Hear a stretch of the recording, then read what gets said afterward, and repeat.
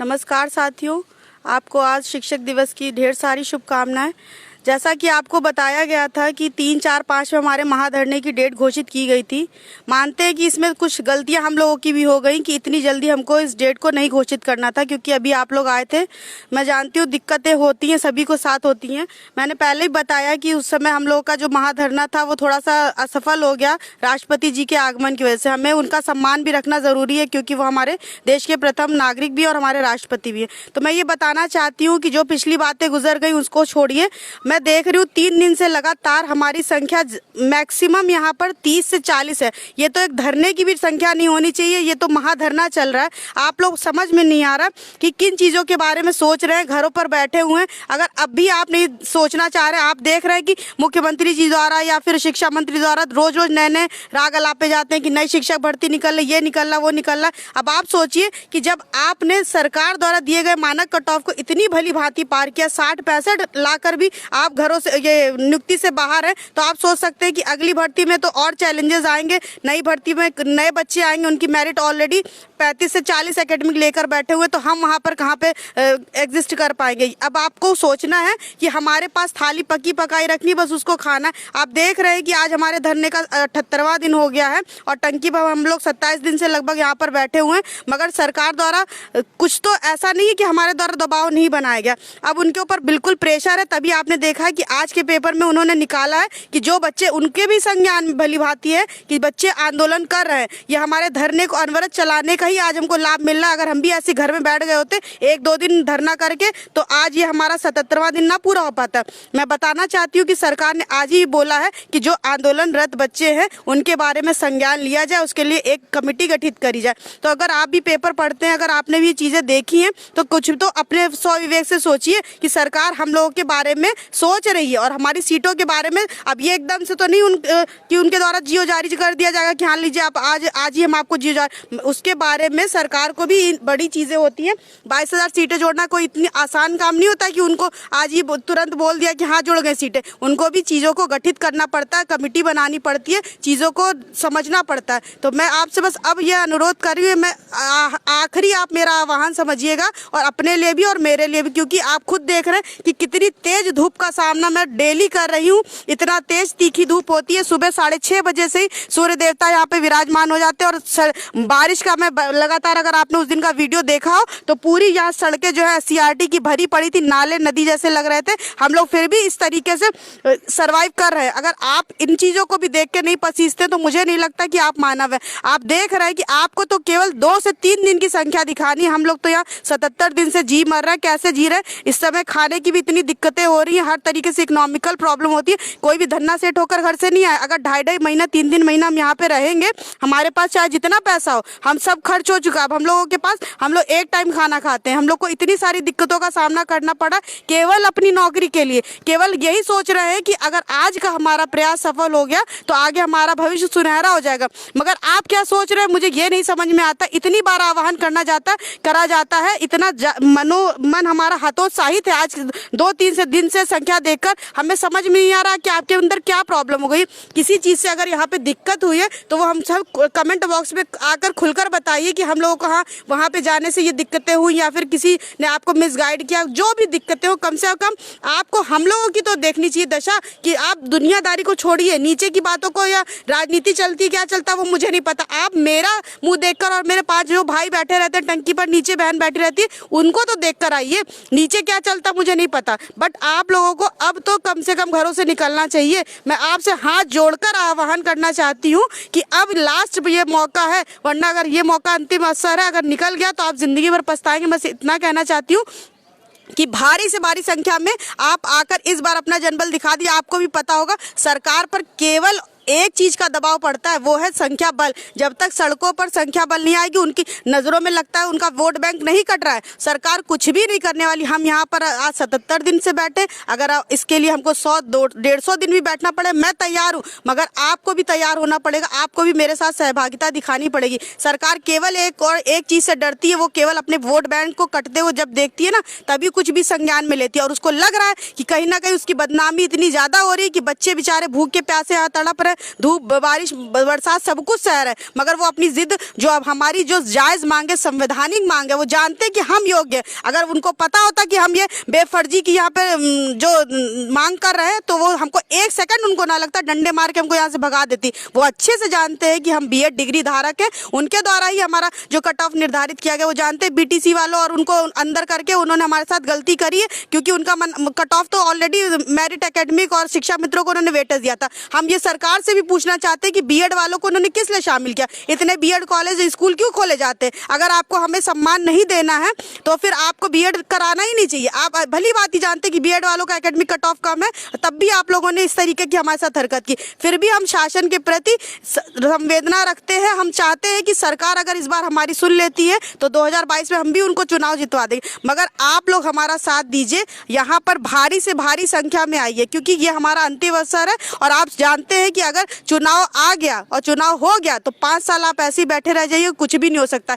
यही हमारा मौका है हमको सरकार पर दबाव बनाने का। इसके अलावा हमारे पास कोई ऑप्शन नहीं बचा। आप लाख भर्तियों की तैयारी करिए, वही आप बैठ के चीटिंग होती रहेगी, वही धांधली होती रहेगी। जो बच्चा पैसा वाला है वो पैसा दे के अंदर होता रहेगा, और जो योग्य अभ्यर्थी ऐसे सड़कों पे जैसे हम लोग आज घूम रहे हैं ना, आप सोच रहे कि चले हम नई भर्तियां और चीज़ों की तैयारी करें, तो जानिएगा हर इंसान को ऐसे ही राज्य की जो भी नियुक्तियां निकलेंगी ना, वो उसका यही असर होगा। ऐसे ही आंदोलन करना पड़ेगा। हमने तो आपको पका पकाए थाली सामने रख दी, अब आपको बस घरों से निकलना है। लास्ट मौका है, अगर आप अब नहीं निकले तो समझ लीजिए कि आपकी जीवन की कितनी बड़ी हार होगी। और आगे की बात मेरे अरविंद भाई कहेंगे। मैं बस आपसे लास्ट बार ये कहना चाह रही हूँ कि हम लोगों का मुंह देखकर कम से कम देख लीजिए कि हम लोगों ने कितनी तपस्या करी है। अगर आप SCRT में फर्स्ट डे से मैं आ रही हूँ, आज मेरे चेहरा मेरा शरीर देख सकते हैं कि किस तरीके की मेरी हालत हो गई। मैं यहाँ पे अगर किसी प्रकार का हम लोग को खाना पीना ढंग से मिल रहा होता, धूप, हम लोग भी घरों में रहने के आदी थे। हम लोग भी घरों से इसलिए निकले कि हम अपनी नौकरी को पा सके। मैं भी कोई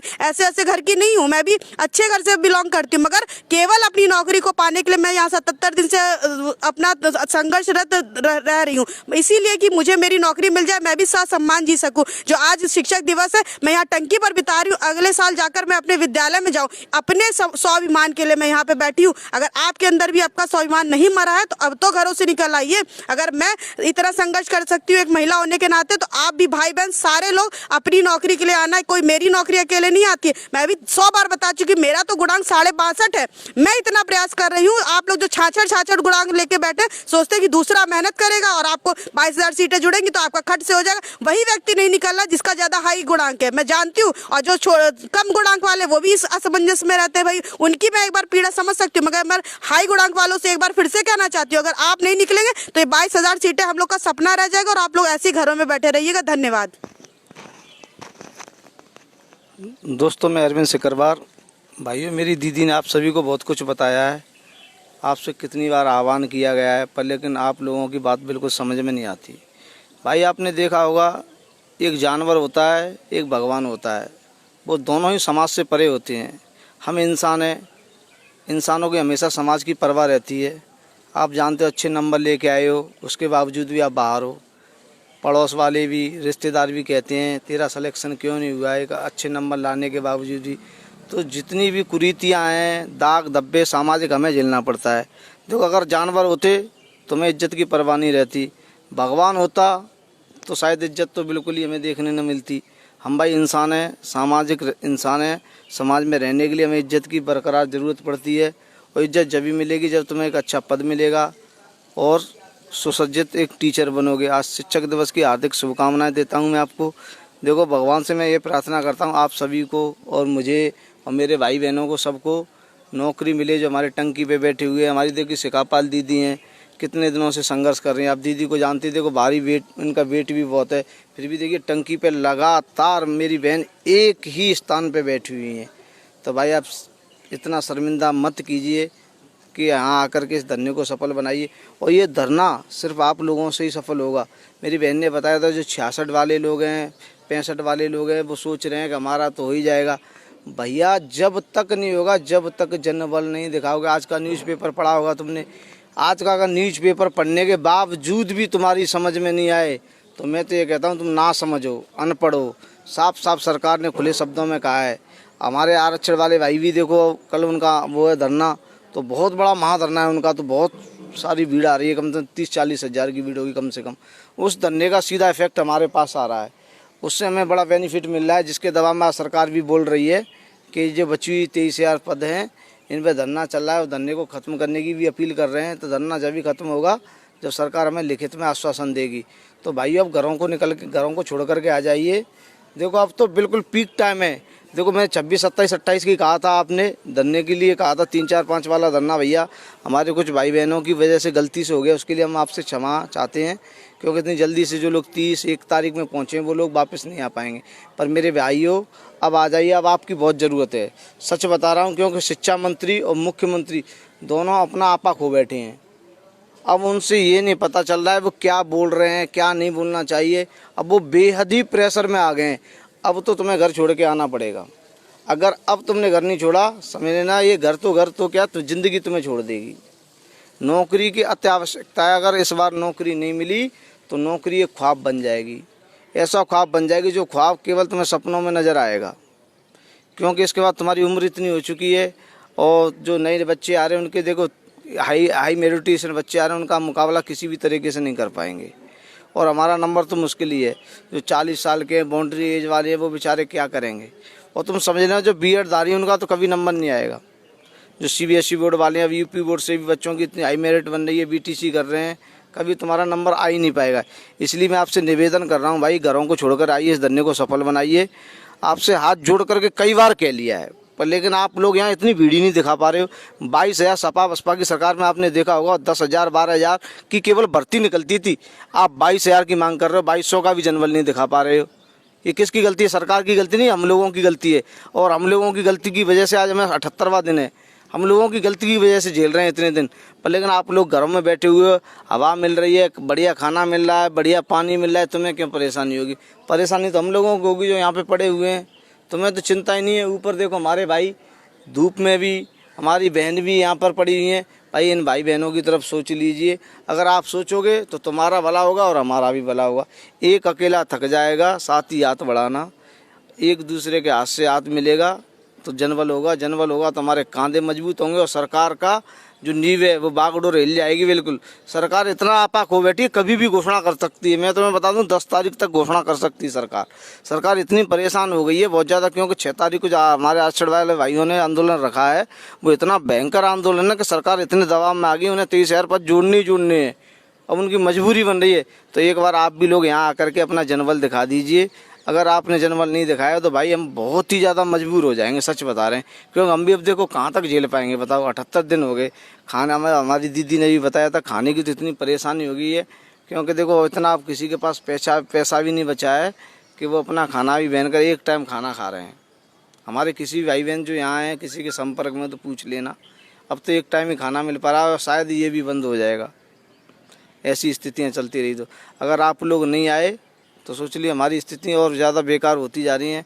सबका देखो ऐसी स्थिति शारीरिक स्थिति तो इतनी बिगड़ गई है, 13 किलो 14 किलो वजन भी कम हो गया है और बीमारियां घुसती जा रही है अंदर शरीर के अंदर। तो भैया आ जाओ, अपने घरों को छोड़ दीजिए। मेरी भाई और बहनों से दोनों से निवेदन है कि अब तो आ जाओ भाई। बिल्कुल पीक टाइम है, घोषणा कभी भी हो सकती है, कभी भी।